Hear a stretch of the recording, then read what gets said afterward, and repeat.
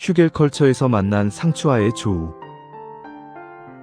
모두가 포기하는 한여름 불볕더위. 왜 유독 이 둔덕 위에 상추만은 검붉은 기계를 잃지 않고 있을까요?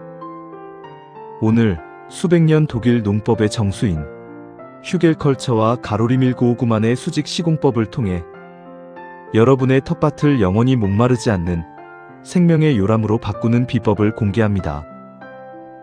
이것은 단순히 작물을 심는 행위가 아닙니다. 불볕더위라는 거대한 벽을 넘어 초록의 제국을 건설하려는 농부의 엄숙한 선언입니다. 가족의 건강과 식탁을 향한 성찰. 요즘 우리는 무엇을 먹느냐보다 무엇이 들어있지 않느냐를 더 치열하게 고민하는 시대를 살고 있습니다. 마트의 화려한 조명 아래 놓인 매끈한 채소들.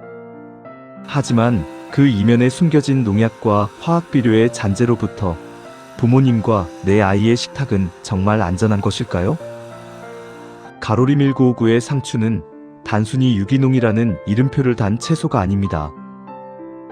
화학적인 개입을 일절 배제한 채 오직 대지의 자생력만으로 길러낸 완전 자연농법의 결정체입니다. 입안 가득 퍼지는 알싸하고도 달큰한 상추 한 입. 그것은 내 가족의 몸속으로 흘러들어갈 가장 순수한 생명의 에너지이자 그 어떤 영양제보다 강력한 치유의 문장입니다. 이 건강한 집념이 빚어낸 초록의 기적을 마주하는 순간 여러분은 비로소 깨닫게 될 것입니다.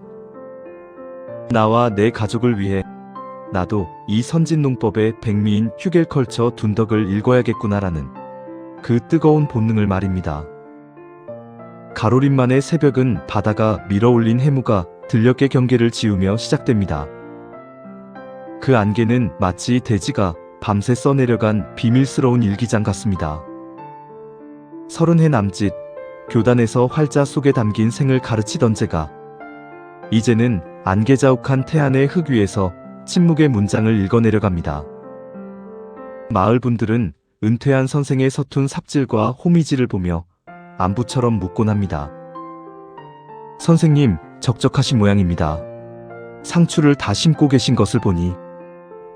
저는 그 무심한 질문에 옅은 미소로 대답하고 대신 제 장화 끝을 타고 전해지는 지열의 박동을 전달받습니다.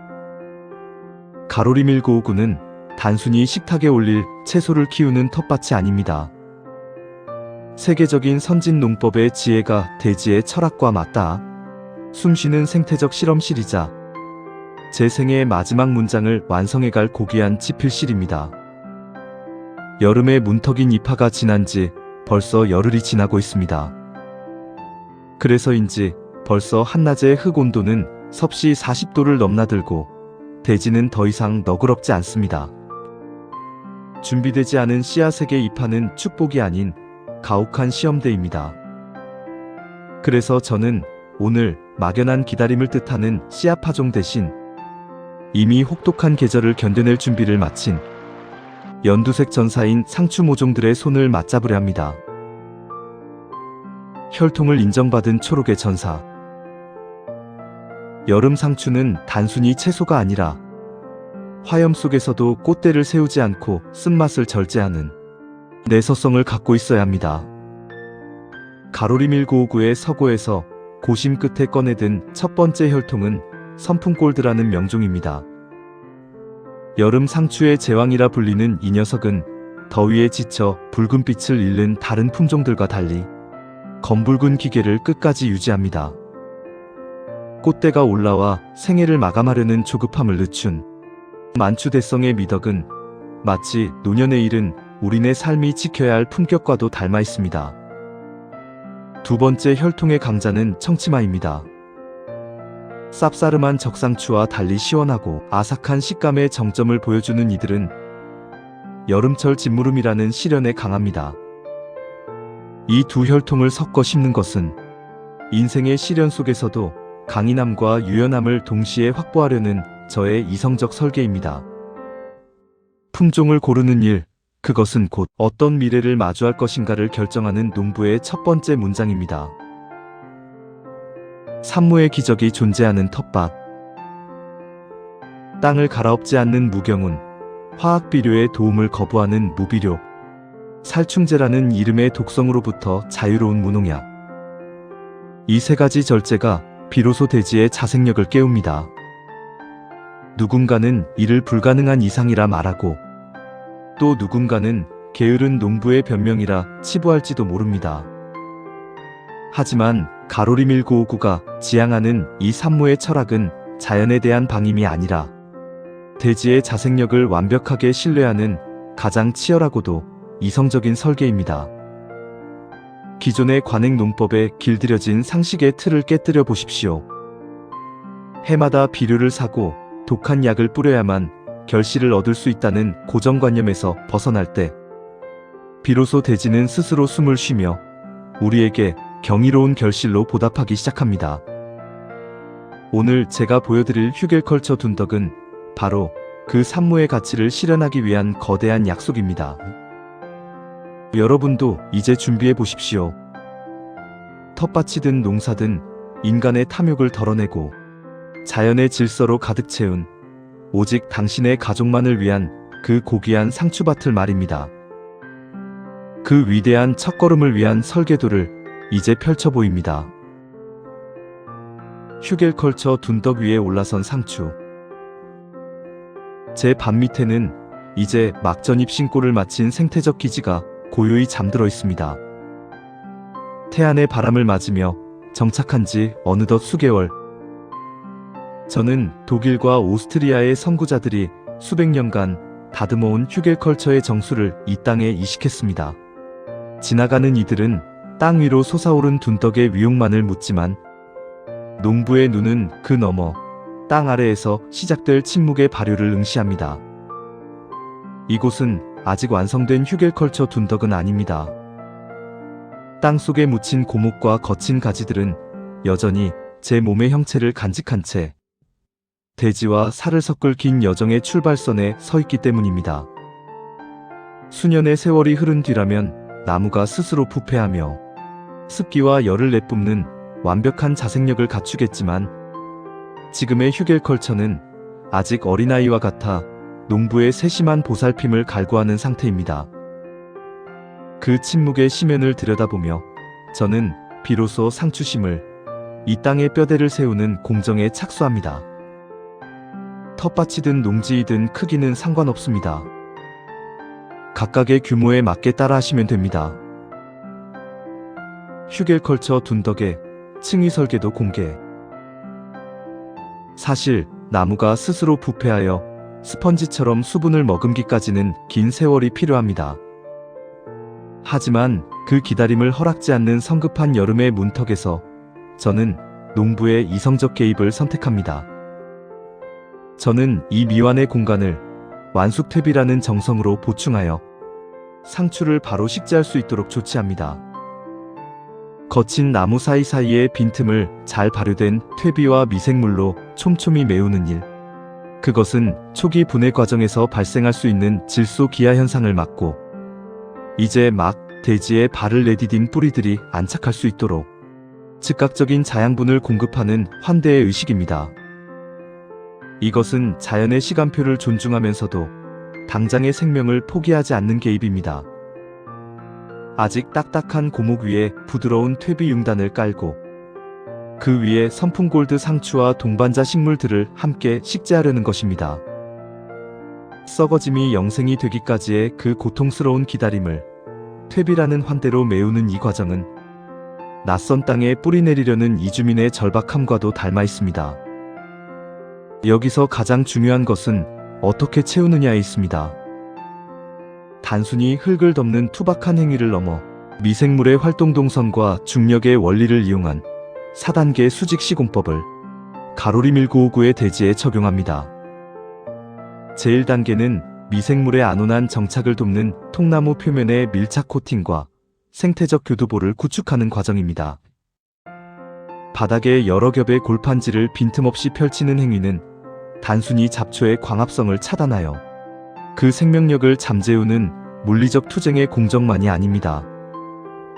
골판지는 나무의 주성분인 셀룰로스가 정제되고 가공된 형태이기에 흙 속의 미생물들에게는 고목에 도전하기 전 마주하는 가장 부드럽고 매력적인 최초의 성찬이 됩니다. 골판지는 대지와 통나무 사이에서 습기를 머금는 스펀지가 되어 미생물들이 딱딱한 고목의 심장부로 침투하기 전 세력을 확장하고 에너지를 비축하는 요람이 되어줍니다. 즉, 골판지가 분해되며 뿜어내는 미생물의 활력이 통나무라는 거대한 탄소 대륙을 정복하기 위한 전초기지이자 마중물이 되는 셈입니다. 여기에 가로리 1959만의 특별한 노하우인 초록의 질소 수혈을 더합니다. 통나무 사이사이 빈틈의 주변에서 갓 뽑아낸 잡초와 신선한 풀들을 채워 넣는 일입니다. 이때 핵심은 잡초의 뿌리는 하늘을 향하도록 거꾸로 눕히는 데 있습니다. 뿌리가 땅을 향하면 다시 살아나 작물의 영양을 뺏는 침입자가 되지만 뿌리를 태양에 노출시켜 하늘로 보게 하면 잡초는 곧 대지의 자양분으로 산화되어 순응합니다. 탄소 덩어리인 나무가 분해되며 주변의 질소를 갈구할 때 이 거꾸로 누운 잡초들은 스스로를 녹여 질소를 공급하는 고귀한 희생제물이 됩니다. 이것이 바로 인위적인 화학 비료 없이도 초기 질소 기하를 극복하는 자연의 질서입니다. 그 위에 통나무를 배치한 직후 가장 먼저 완숙퇴비를 표면에 직접 뿌립니다. 이는 골판지와 잡초라는 베이스 캠프에 집결한 미생물 정예부대에게 강력한 연료를 공급하는 과정입니다. 골판지와 퇴비, 그리고 통나무가 긴밀하게 맞닿아야만 분해 촉이 발생할 수 있는 에너지 결핍을 방어할 수 있습니다. 비로소 미생물이 나무 깊숙한 심장부까지 막힘없이 침투할 수 있는 생명의 고속도로가 개통되는 것입니다. 제2단계는 빈틈을 메우는 정밀 충진의 단계입니다. 통나무와 거꾸로 놓인 잡초 사이의 거친 빈틈, 이른바 에어포켓을 배양토와 완숙퇴비, 그리고 현장 흙을 배양토 5대 완숙퇴비 3대 현장흙 2의 비율로 섞은 배합토로 메웁니다. 배양토는 미생물의 포근한 보금자리가 되어 수분을 붙잡고 완숙퇴비는 지속적인 에너지를, 현장 흙은 이 땅 고유의 미네랄을 공급합니다. 이때 강한 수압으로 물을 뿌려주면 이 배합토들이 중력을 타고 나무 깊숙한 틈새까지 씻겨 내려가며 비로소 촘촘한 생태 도시의 기반이 형성됩니다. 그리고 제3단계는 성장을 위한 에너지 비축층을 쌓는 일입니다. 통나무와 잡초층이 어느 정도 덮이면 그 위에 퇴비와 배양토를 1대1로 섞어 약 10cm 두께의 층을 만듭니다. 이는 나중에 심길 어린 생명들이 가장 먼저 만날 영양의 비축분입니다. 뿌리가 통나무라는 거대한 저수지에 닿기 전까지 초기에 폭발적으로 성장할 수 있는 든든한 마중물이 되어줍니다. 마지막 제4단계는 대지의 지붕을 올리는 상단 보호막 과정입니다. 먼저 현장의 흙을 20cm 이상 두껍게 복토하여 둔덕의 견고한 골격을 완성한 뒤 그 위에 칩이나 우드칩을 10에서 15cm 두께로 촘촘히 채워 마무리합니다. 이것은 단순히 외관을 정돈하는 절차를 넘어 대지의 생명력을 지키는 최후의 보루입니다. 두터운 멀칭층은 외부의 뜨거운 태양과 거친 바람으로부터 내부의 미생물과 소중한 수분을 보호하는 생태적 완충지대이자 든든한 지붕이 되어줍니다. 이렇게 덮인 유기물은 주변 풍경과 이질감 없이 어우러지며 스스로 부패하여 대지의 영양을 되돌려줍니다. 비로소 자연스러운 생명의 바퀴를 돌리기 위한 지속 가능한 순환의 준비가 모두 끝난 것입니다. 이렇듯 층을 나누어 정성을 들이는 것은 중복을 배제하고 절제된 미학을 추구하는 가로리 1959의 정신과 맞닿아 있습니다. 단순히 흙을 쌓는 것이 아니라 수만 마리의 미생물이 공존하는 수직적 생태도시를 건설하는 과정인 셈입니다. 숲의 야성을 담은 부엽토 대신 엄선된 배양토와 완숙퇴비, 그리고 질소의 마중물이 된 잡초를 사용하는 것은 인류가 축적한 농업의 정수를 이 땅에 이식하는 과학적 선택입니다. 성급한 여름의 열기가 닿기 전 이 촘촘한 설계가 완료된다면 가로리 1959의 식물들은 그 어떤 가뭄에도 스스로 수분을 건네주는 단단한 생명력을 갖게 될 것입니다. 이것은 자연의 시간표를 존중하면서도 당장의 생명을 포기하지 않는 농부의 지혜로운 개입입니다. 대지에 새기는 유산. 비록 지금은 투박하고 미완의 둔덕일지라도 이 땅 속에 깊이 묻힌 나무들은 수년의 세월을 지나 제 아들들, 큰 아들 세훈이, 둘째 아들 세진이, 그리고 막내 세연이에게 물려줄 최고의 유산이 될 것임을 믿어 의심치 않습니다. 이는 자연농법의 정수이자 가로리 1959의 흔들리지 않는 뿌리인 산무철학의 가치를 완성하는 견고한 토대입니다. 대지의 철학자가 인간의 탐욕을 덜어내고 땅 위에 새겨넣는 가장 정직한 서사이기도 합니다. 이렇게 단단히 다져진 수직의 도시에 드디어 소중한 손님을 맞이할 차례입니다. 하지만 기억하십시오. 우리가 마트에서 사 먹는 연약한 상추와 가로리 1959의 상추는 그 혈통부터가 다릅니다. 이 견고한 수직 생태 도시 위에서 자란 상추는 한여름 폭염 속에서도 스스로 수분을 길어올리며 마치 갑옷을 입은 전사처럼 아삭한 식감과 치명적인 향기를 뿜어낼 것입니다. 여러분이 지금까지 알고 있던 상추 심는 법은 이제 잊으셔도 좋습니다. 이어지는 2부에서는 이 특수 제작된 요람 위에 상추를 올리는 가로리 1959의 독점적 식재 비법을 공개합니다. 왜 상추를 심을 때 구덩이를 파지 말아야 하는지, 단 한 번의 식재로 가을 서리가 내릴 때까지 끝도 없이 수확하는 무한증식의 비밀은 무엇인지, 그리고 상추의 천적인 진딧물조차 발을 붙이지 못하게 만드는 동반자 식물의 전략적 배치는 어떻게 이루어지는지. 이것은 단순한 농사 노하우가 아닙니다. 여러분의 텃밭을 노동의 굴레에서 수확의 축제로 해방시킬 최후의 비책입니다.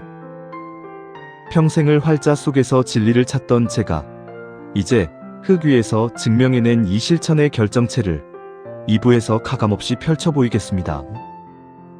지금 바로 구독과 좋아요, 알림 설정이라는 이름의 열쇠를 쥐고 초록의 상추 제국이 완성되는 2부의 문을 열어보시기 바랍니다. 여러분의 식탁 위에 기적이 내려앉을 시간, 2부에서 뵙겠습니다. 지금까지 가로리 1959 자연농법을 실천하는 퍼머컬처의 현장이었습니다. 감사합니다.